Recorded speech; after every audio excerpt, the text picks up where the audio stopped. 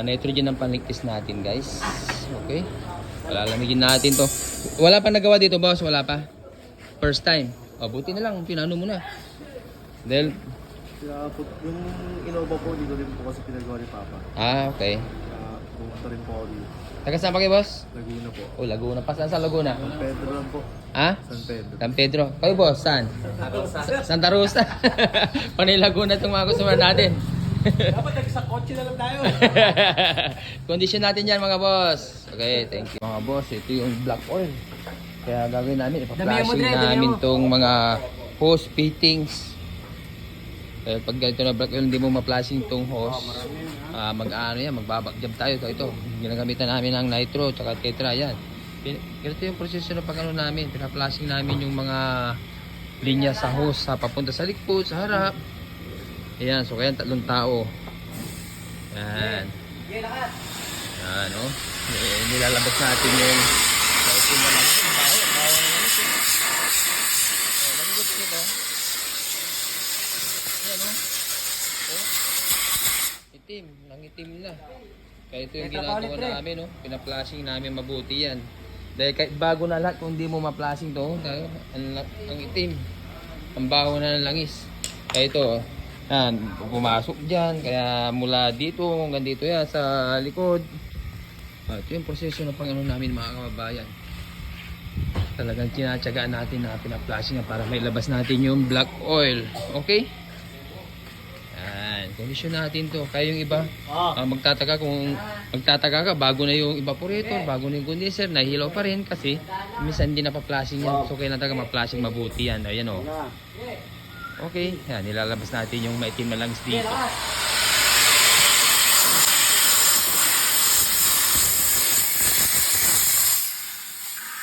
Bawo na lang yun. Panis na. Panis na lang yun. Baho.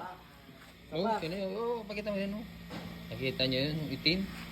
So, nasa ano yun ha? Nasa hose fitting yan, mga kababayan. Okay. Mukhang ilang ano to, maubos yung nitro na naman natin dito. Kaya pag ganito na black oil, ganito ang ginagawa namin, tinatsaga namin na pina-flashing to, mga kababayan. Yan. Kaya once na hindi mo ma-flashing mabuti yan, ayan yung magpapailaw yung lamig, magtataka ka, bago na yung expansion valve, bago na yung evaporator, nahihilaw pa rin. Kasi pag malangis yung system, so kailangan mailabas mo yan. Tapos maitim yung system, kailangan ma-flashing yan.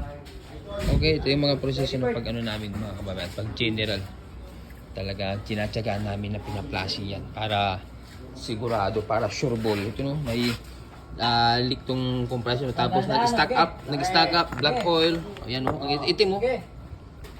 Ayan.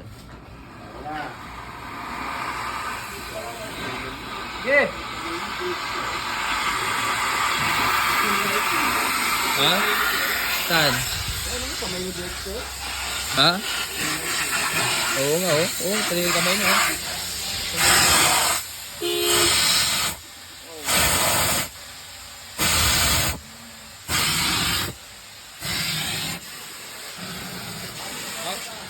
Yung kamay mo, pakita mo kamay mo. Ayun, oh. Nakikita nyo, oh. Oh, tingnan nyo, ha. Galing sa hose fitting yan, mga boss. So, kailangan tsagayin natin na i-flashing yan. Kaya ito yung importante sa lahat, yung may nitrogen tayo. Kaya yun, apat yung nitrogen natin pang flashing para sure ball. Ayan, na-flashing na natin, wala naman leak yan. Kaya ito, condition natin to, palalamigin natin to, guys. Okay. Thank you. Okay na, guys, so malamig na yung aircon ni boss. Ayun, oh. Boss, anong masasabi mo sa pagkagawa natin? Ayos. So yun, nahintay mo, di ba? Uwi ka pa sana. Akala mo maghapon ang paggawa natin. Ito, 3 oras na. 3 to 4 hours. Oo. Ito, general ang ginawa natin dito. Taga ano pa to? Taga San Pedro, Laguna. Dinayo pa tayo dito. Paano mo nakilala itong pwesto namin, boss? Sa TikTok. Yun. Facebook. Kaya maraming salamat kay Facebook at TikTok. Kausap, maayos maglinis, guys. Ayun, oh. Dito nyo na yung pagkatiwala yung auto nyo. Pero happy na, boss. Malamig na. Happy, sobrang happy. Number 1 lang, pero para number 4 na. Ay. Okay, thank you, boss ha. Sa may warranty yung mga gawa natin, boss ha. Punta ka na yung Oo. May warranty pa yun, sir. Ayun na. Ayos, boss. Thank you, boss ha. Sobrang salamat. Okay, thank you. Thank you, Lord. Ayos, oh, di ba? Sa pagkakang pag-happy yung mga customer natin. Kailan, bawat paggawa natin, may sanggap tayong pag-ibig. Dahil sabi sa unang Corinto 16:14, gawin ninyo sa pag-ibig ang lahat ninyong ginagawa. Okay, so ito yung pinalashing namin. Ito yung black oil. Yun, nakadalawa kaming nitrogen dito. Buti nakuha sa, sa flashing yung condenser. Maitim na talaga.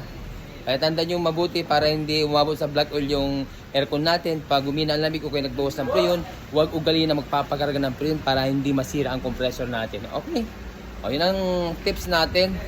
Okay, thank you.